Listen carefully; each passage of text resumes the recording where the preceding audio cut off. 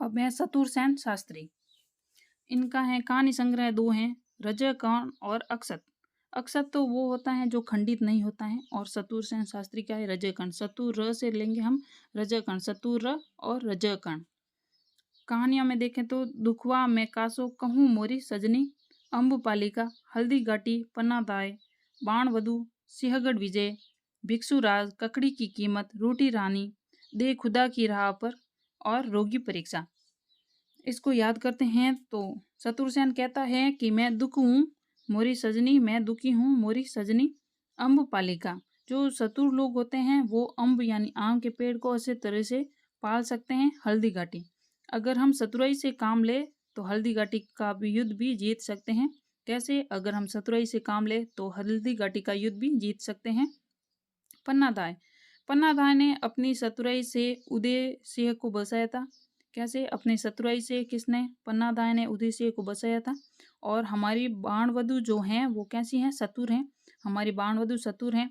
सिंहगढ़ विजय, अगर हमें सिंहगढ़ पर विजय प्राप्त करनी है तो शत्रुई से काम लेना होगा। सिंहगढ़ पर विजय प्राप्त करने के लिए क्या करना है? शत्रुई से काम लेना है। भिक्षुराज, अगर कोई शतुर भिक्षु भी हैं तो वो भी राजा बन सकता है, यानी कि कोई शतुर भिक्षु है तो वो अपनी शत्रुई से राजा बन सकता है।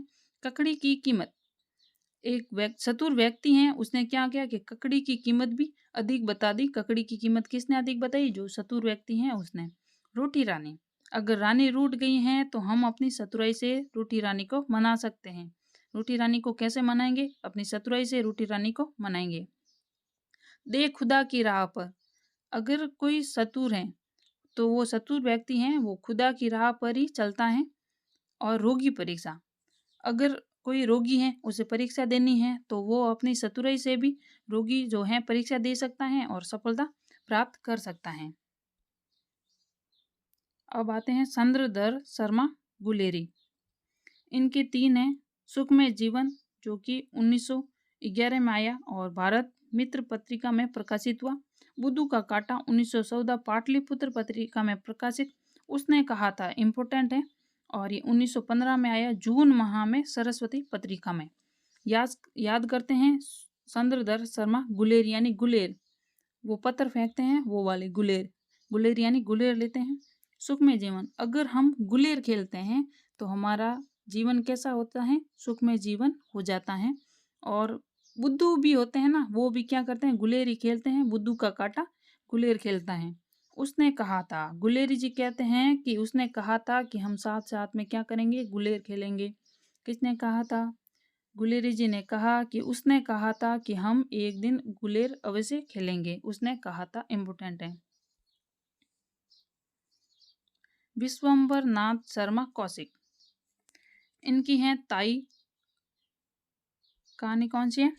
ताई है, विधवा है, गल्प मंदिर है और चित्रशाला है, मणिमाला है, कलोल है, रक्षाबंधन है, कल्प मंदिर है, प्रेम प्रतिज्ञा है। और जो रक्षाबंधन नाटक है वो हरि कृष्ण प्रेमिका है जो, लेकिन कहानी जो है ये विश्वंभर शर्मा कौशिक की है।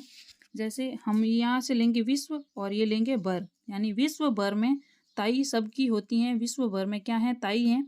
और विश्व भर में भी विधवाएं भी होती हैं, तो विश्व भर में क्या है? विधवा है।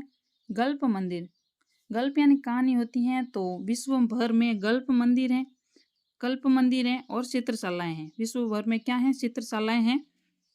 मणिमाला, हमारा विश्व जो है मणि की तरह मालाओं से बना हुआ है। मणिमाला, विश्व बना हुआ है मणि की माला से। कलोल है, कलोल है, रक्षाबंधन है और प्रेम प्रतिज्ञा है। विश्व भर में लोग क्या करते हैं? प्रेम में प्रतिज्ञा करते हैं कि हम धोखा नहीं देंगे। विश्व भर के लोग क्या करते हैं? प्रतिज्ञा करते हैं, प्रेम में प्रतिज्ञा करते हैं कि हम धोखा नहीं देंगे। अगला है पदम लाल, पुन्नी लाल, बक्सी। बक्सी, इनके तीन हैं, जलमला, अंजलि और कनक रेखा। बक्सी से याद करते हैं, बख्शीश यानी कोई ऊपर से कोई पैसे दे, बख्शीश दे, वो जलमला यानी हमें अगर कोई बख्शीश दे तो जलना नहीं है। और अंजलि, अंजलि को भी क्या मिली है? बख्शीश मिली है। और अगर बख्शीश ज़्यादा हो तो हम कनक यानी सोने की रेखा भी खींच सकते हैं। अगर बख्शीश ज़्यादा हो तो कनक यानी सोने की रेखा भी खींच सकते हैं। ये सब कहानियाँ हैं।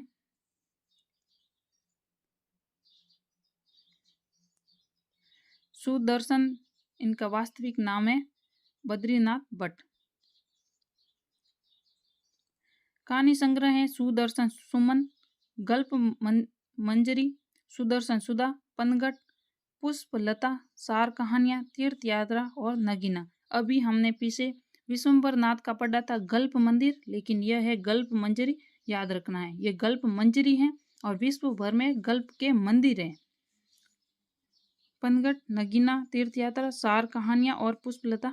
आगे कहानियां हैं एथेंस का सत्यार्थी, हाड़ा रानी, हार की जीत, जो कि एक आदर्श उन्मुखी कहानी है। हार की जीत, कवि की स्त्री, दो मित्र, पत्थर का सौदागर, कमल की बेटी, प्रेम तरु।